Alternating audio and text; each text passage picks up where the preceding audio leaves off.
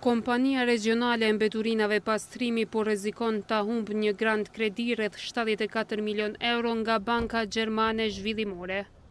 Për këtë nga kjo kompani kanë fajsuar komunën e Prishtinës në krye me përparim Ramën.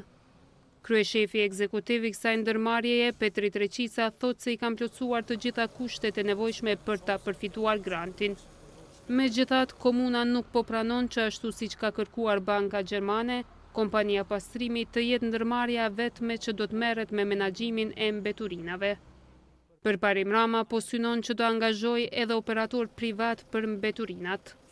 Jemi zotu për një varg kërkesa që kanë qenë të adresuara nga ta, të gjitha i kemi plotësu, sa i përket ne si kompani ndërmarrjeve pastrimi, ndërsa nga ana e komunës ka qenë një kërkesë e cila ende nuk është përmbush, ka qenë ajo garanca e një kontrate 10-vjeçare.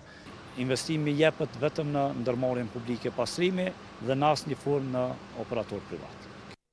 Reqica ka treguar se çfarë do të përfitonte kompania dhe qytetarët nga ky grant kredi.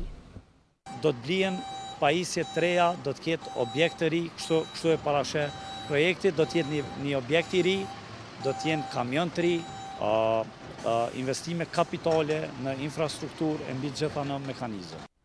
Nga komuna e Prishtinës thanë se nuk kanë arritur ujdi me Bankën Zhvillimore Gjermane pasi mendojnë se pastrimi si kompani e vetme nuk do të arrijë të ofrojë shërbime cilësore. Ne themi që deri në realizimin e kësaj marrëveshje, ne duhet të kontraktojmë edhe operator ekonomik privat, ndërsa ata pretendojnë që ne që nga tash duhet tërë territorin ta lëmë në menaxhim të ndërmarrjes pastrimit, gjë për cilën ne natyrisht për shkak të pamundësisë së ndërmarrjes pastrimit nuk kemi qenë në pajtueshmëri me ta. E opozita në Prishtinë fajson të dyja palët.